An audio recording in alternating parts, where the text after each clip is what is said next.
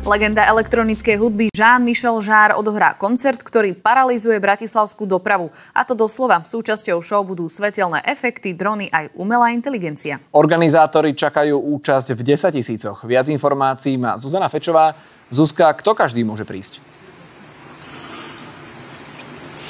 Dobrý večer, tak my sme na Bratislavskom hrade a za mnou na Petržalskej strane už môžete vidieť, aj ako sa črtá pódium, ktoré dnes stavali, je naozaj obrovské.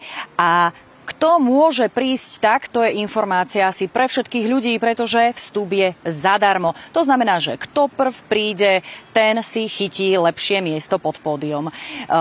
Najlepšie miesta ale budú mať zrejme tí, ktorých zaujíma nielen hudba, ale aj veda, a tak si kúpili lístky aj na celý festival o vede. Poďme si ale povedať, že dobré výhľady ľudia chytia nielen z areálu, ale aj z Petržalskej strany. Tá bude asi plnšia, ale bude tam aj najlepší výhľad a bude aj najlepšie počuť. Kto ale do davu ísť nechce, dobrý výhľad odporúčajú, aj výbornú akustiku a zvuk odporúčajú zo strany Starého mesta. Bude sa dať chodiť aj cez most SNP, len peši, len prechodcov, ale dobre bude vidieť a počuť zrejme z celého Starého mesta a aj Nového a Starého mosta.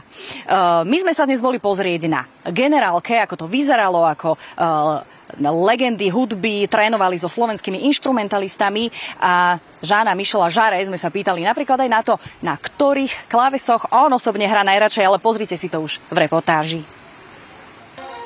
Najviac ľudí v koncertovej histórii týmto prvenstvom sa môže chváliť hviezda elektrickej hudby Jean-Michel Jarre. Jeho nedeľná show otvorí niekoľkodňový festival o vede a umení. Monumentálna show svetiel a elektrickej hudby bude v nedeľu a vyžiadala si najväčšie pódium, aké doposiaľ na Slovensku postavili. Je dokonca o 3 metre vyššie, než postavili pre kapelu Rammstein. Are you okay with much bigger.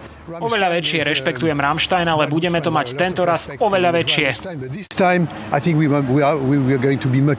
Jarre svoju hudbu prepája s vedou, technológiami a architektúrou prostredia, preto bude súčasťou show Pohľad na bratislavské UFO. Na skúšku veľkej show už dnes pricestovali aj fanúšikovia z cudziny. I want to see the big concert, the outdoor concert. I haven't seen it before. And I'm with my friends here, and they're from Denmark. My sme práve na generálke a okrem hudobného skladateľa Jeana-Michela Jarre sa na pódiu v nedeľu predstaví aj, a už ho môžete aj vidieť, aj legendárny gitarista kapely Queen Brian May.